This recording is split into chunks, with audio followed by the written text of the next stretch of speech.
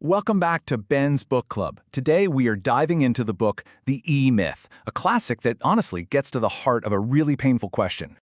You've seen this happen, right? Someone who is just brilliant at their craft. I mean, an amazing chef, a super talented coder, a really detail-oriented accountant. They decide, hey, I'm going to start my own business.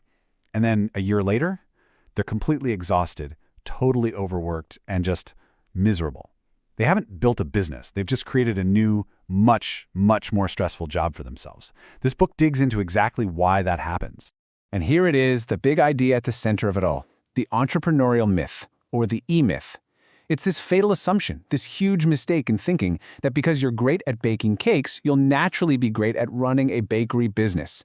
The book argues that this one single misunderstanding is what torpedoes most small businesses before they even really get going. Let's put it bluntly. The skills that make you an incredible technician are completely different from the skills you need to build a great business. I mean, they're not even on the same planet. One is all about doing the work, the other is about creating a system that does the work. They are not the same thing, and confusing the two, well, that's where all the chaos comes from.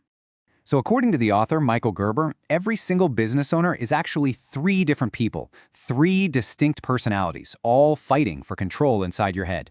You've got the entrepreneur, that's the visionary, the one who lives in the future, dreaming up all the big ideas. Then there's the manager, who just craves order and systems and checklists. And finally, you've got the technician, the doer, whose motto is basically, if you want something done right, you gotta do it yourself. Sound at all familiar? And here is where it all goes wrong. See, for most small business owners, the technician is just completely in charge, taking up like 70% of their energy just doing the day-to-day work. Meanwhile, that visionary entrepreneur is being starved for attention, only getting maybe 10%. And the organizing manager? Buried under a mountain of tasks. This massive imbalance is exactly why the business gets stuck and can't grow. The result of that imbalance? Well, the owner isn't building an asset they can one day sell. They're really just creating a personal job. As the book so brilliantly puts it, they're not an entrepreneur building a gold mine. They're more like a miner who now owns their own shovel. But they're still the one doing all the digging day in and day out. And you can see this imbalance play out over three predictable stages. It all starts with infancy, where you're the hero. You're doing it all. But that just leads to burnout, right? So you enter adolescence, you hire some help. But because you don't have systems, chaos just takes over. And your inner technician absolutely freaks out and snatches back all the control. You're trapped again. The real goal is maturity, a stage most businesses sadly never reach, where the business finally runs itself. So the most important takeaway, the big mental shift you have to make, and this is probably the most famous idea from the book, is this. You have to stop working in your business, being the technician, putting out fires all day, and you have to start working on your business, being the entrepreneur, building the systems that allow it to thrive without you having to be there doing everything yourself. Okay, so how do you actually do that? Here's the big solution from the book. You have to build your business as if it were a prototype for 5,000 perfect replicas. Now, even if you have zero plans to ever franchise, this mindset, it's a game changer. It forces you to think systematically.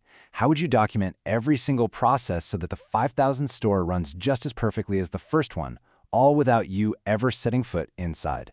Now, this isn't just some vague idea. There's an actual process. Step 1 is innovation. You're constantly looking for better, simpler ways to operate. Step 2 is quantification. You have to measure the results of those innovations. If you don't have the numbers, you're just guessing. And finally, step 3 is orchestration. When something works, you document it. You turn it into a standard procedure that literally anyone can follow. This is how you build the machine. And this right here is the end goal, a systems-dependent business. The business itself becomes the product. Its value isn't in your personal heroics or how hard you work. It's in the predictable, reliable system you've built that consistently delivers amazing results for your customers, no matter who happens to be on shift that day. So let's just quickly bring it all together. First, remember, being good at your craft doesn't automatically mean you're good at business. The key is to find a way to balance the dreamer, the organizer, and the doer inside you. Your ultimate goal should be to shift your focus from doing all the work yourself to building the systems that do the work for you. That's how you finally own a business, not just a job.